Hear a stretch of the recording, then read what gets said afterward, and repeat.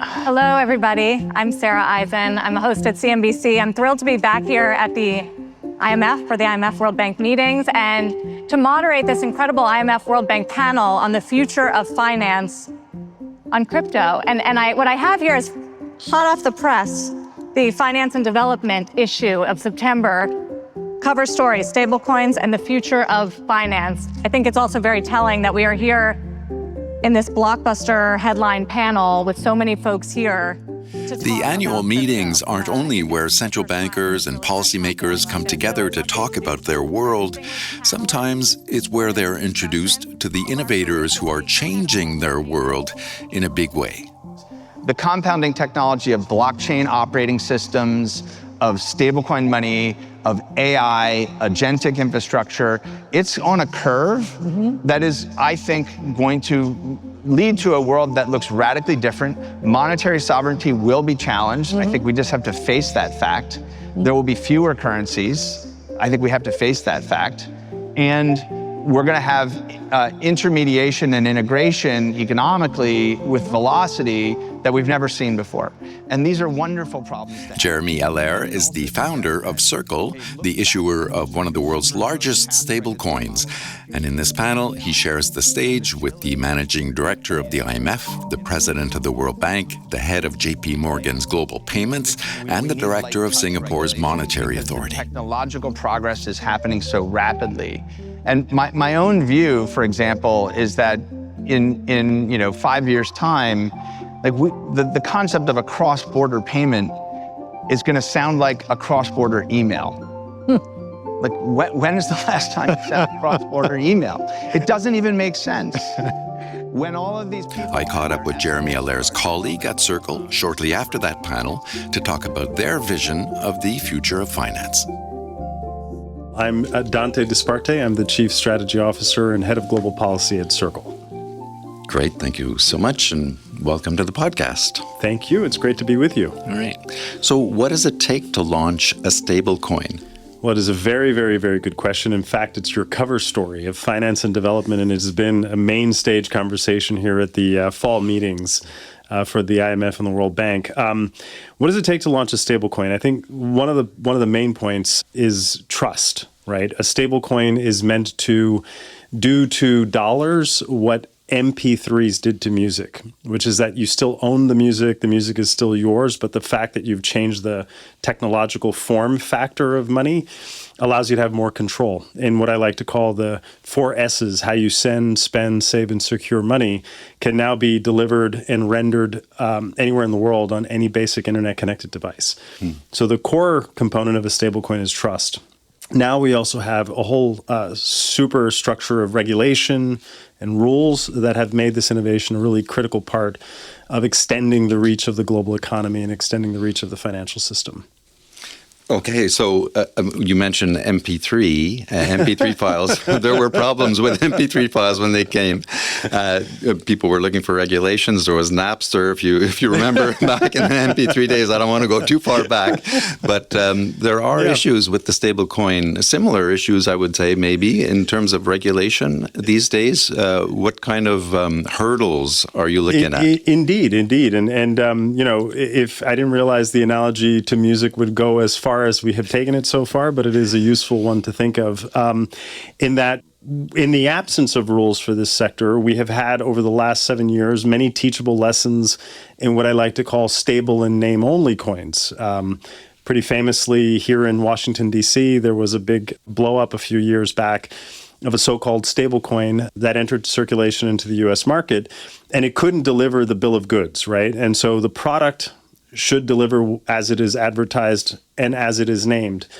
And so what we're finding around the world, however, is that by today's standards, both under a new law that has been passed in the United States called the Genius Act, and under a very comprehensive law that the Europeans passed called the Markets in Crypto Assets Framework, by those two standards alone, if a stablecoin enters circulation and is not regulated, it's because the issuer chose to avoid the rules. Okay. But our view is this is a race to the top innovation right now.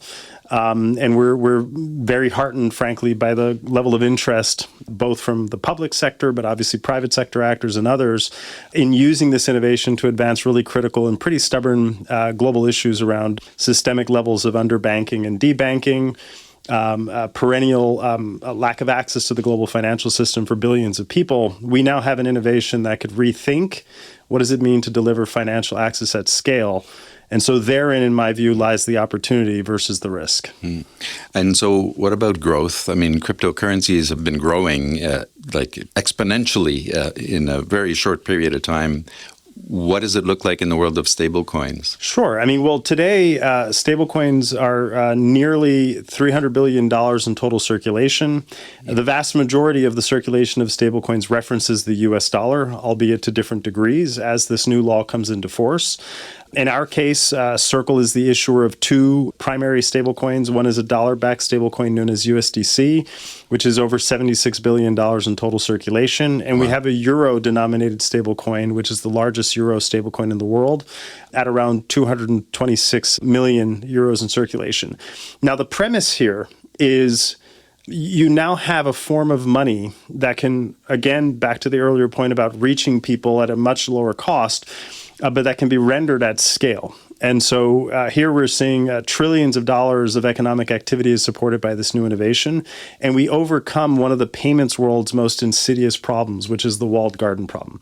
Inside the walled garden, you have access to fast, cheap, low-cost payments, but outside of the walled garden, you run into an interoperability problem that would be analogous to Gmail not being able to send an email to Hotmail or to Yahoo because the systems don't speak to each other. That is probably the best analogy I could make for our financial rails and our pipes. And so stablecoins are breakthroughs in payment because they allow that payment activity to reach anyone, anywhere, again, for little more than a low-cost internet-connected device. So the difference, if I understand this correctly, between a cryptocurrency or your usual cryptocurrency that we hear talk about a lot, like Bitcoin, for example, the stable coin is a backed digital asset. So if I were to go off and buy 10 of your USDC stable coins, where does that $10 reside? That's a great question. And so, yes, a stable coin by today's regulatory standards, think of it simplistically as an upgrade on electronic money. We have had around the world in every major jurisdiction in the world clear rules on payments activity and electronic money activity. And so stablecoins are basically electronic money 2.0, a form of electronic money that should be treated with the legal certainty that you and I might enjoy of our bank account balances, but with even greater restrictions on those bank account balances. And I'll tell you why. A stablecoin entitles the holder to the right of redemption at par, even in the issuer's bankruptcy. That's been our operating model from the beginning, and it is now the legal basis for this innovation. And so for every USDC in circulation, it corresponds to cash and short-dated U.S. treasuries of 90 days or less in the banking system.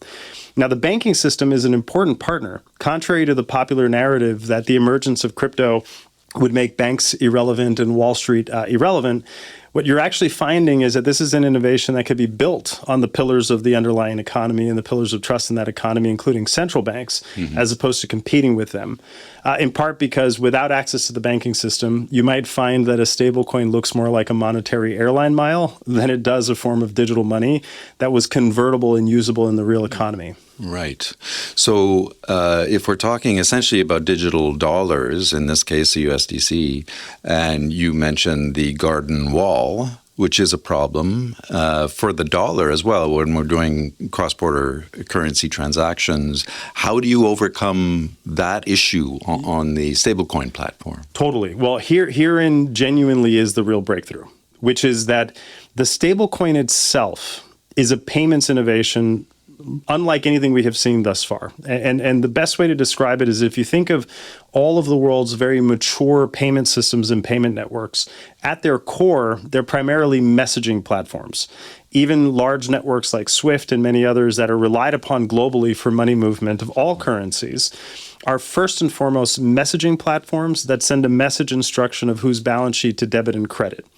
The stablecoin, however, merges the payment innovation, the settlement asset, and the message instruction. So now I get instant settlement. The second a transmission is made from my digital wallet to yours, the settlement is final. And that then introduces a whole host of opportunities. For example, the world's most important cash flow is peer-to-peer remittances. Yeah. In a given year, prior to the pandemic and prior to recessions, this is a $700-800 billion global cash flow. It's typically recession resistant, and it's one of the greatest forms of the diaspora populations can support their family and loved ones in their home countries. However, in those money movement corridors, for example, you still see this enormous tax, effectively, on that money flow. Yeah. And in some remittance corridors, it's upwards of 20%.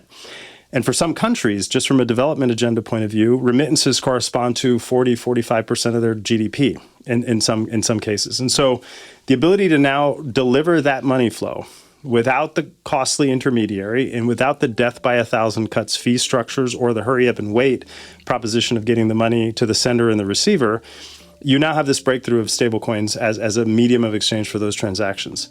But how is that made possible is by virtue of the fact that the underlying blockchain infrastructure that powers stablecoins is open source. And so think of it like financial services shareware, that anyone, anywhere has the same common ledger of these economic activities and these transactions, now can see where this money is moving. And that's part of what supports the payment breakthrough and what breaks through the walled garden problem that we have in payments. So, in the traditional banking system, you mentioned remittances. It's costly and it's complicated and time-consuming, and there are these intermediary banks that handle transactions.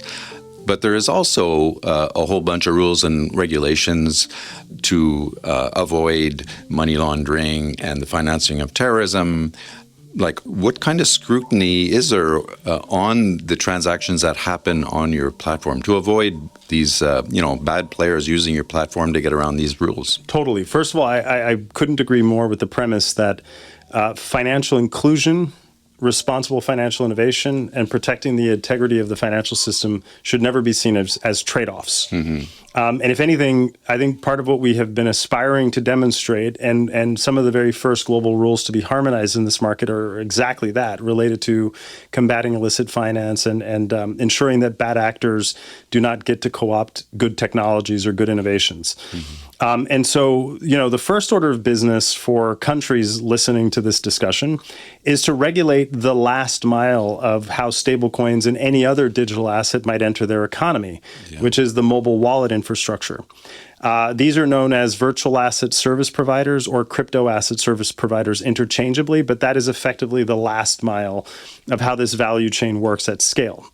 Back in 2016, the Financial Action Task Force harmonized a set of rules around the notion that the travel rule should apply to digital asset transactions of any crypto asset, including stablecoins. And so that has leveled up financial crime compliance standards in this sector. There's also this other notion, which I like to think of as collective witness. One of the problems in combating illicit finance in the traditional banking system is that the banking system is opaque. The literal ledgers in which economic activity is transacted on are opaque and siloed to individual institutions. Blockchain-based financial services change that opacity, and most of this activity now lives in the light of day.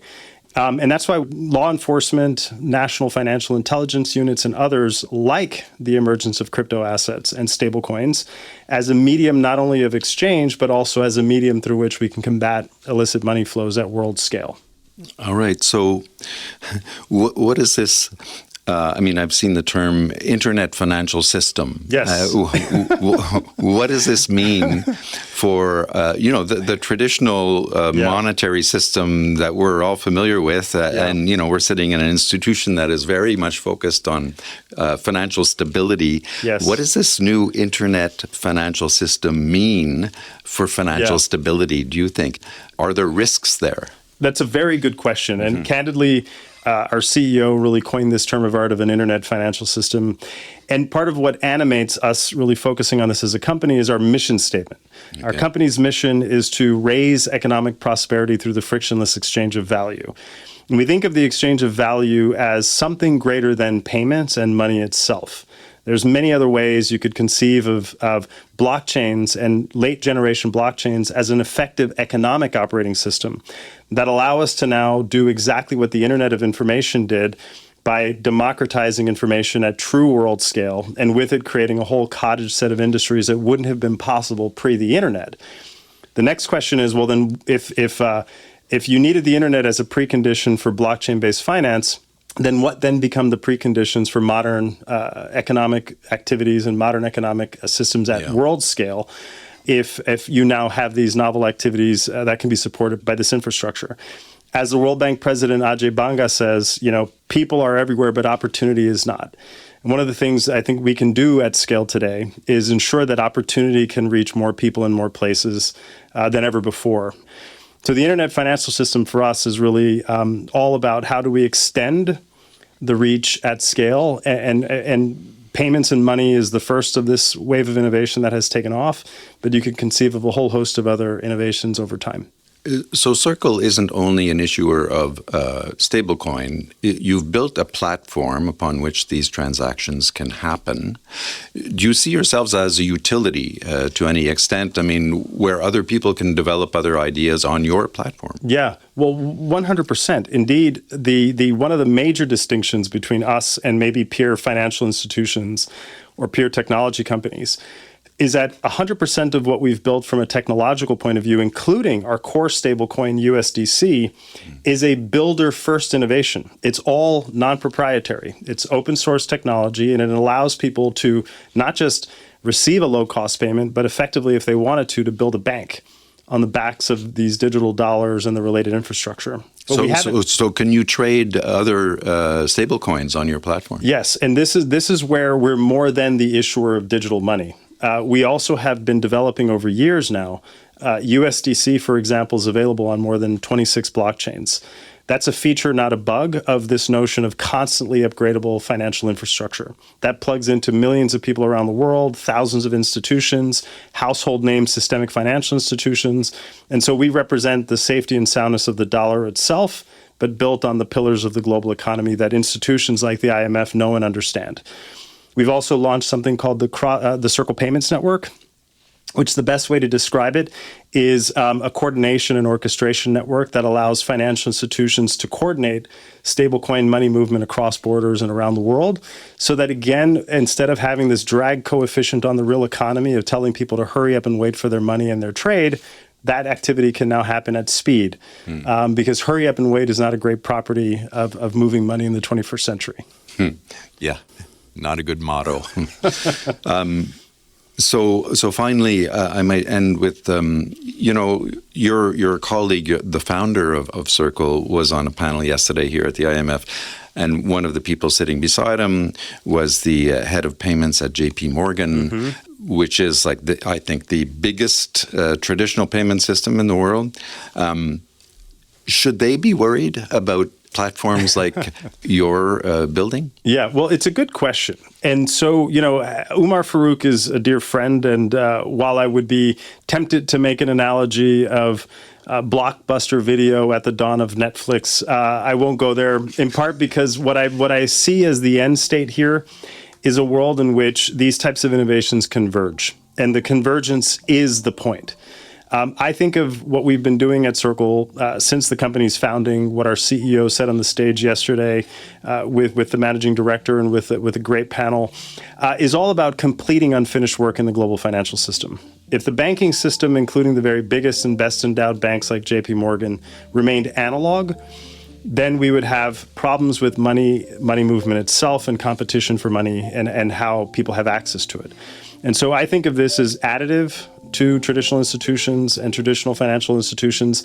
And over time, what we would love to see is convergence, including the notion of central bank digital currency projects, bank-issued projects, and non-bank-issued projects, to the extent they're all built on common standards and common principles, which is exactly what yesterday's great discussion was all about. Well, Dante Disparte, Chief Strategy Officer and Head of Global Policy at Circle. Thank you so much. Thank you so much.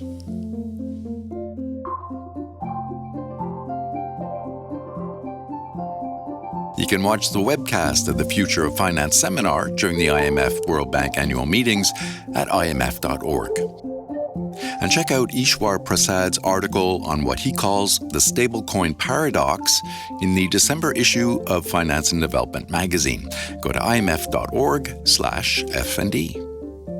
And look for other IMF podcasts on Apple Podcasts or wherever you listen. You can also follow us on X. Our handle is @IMF_podcast. I'm Bruce Edwards. Thanks for listening.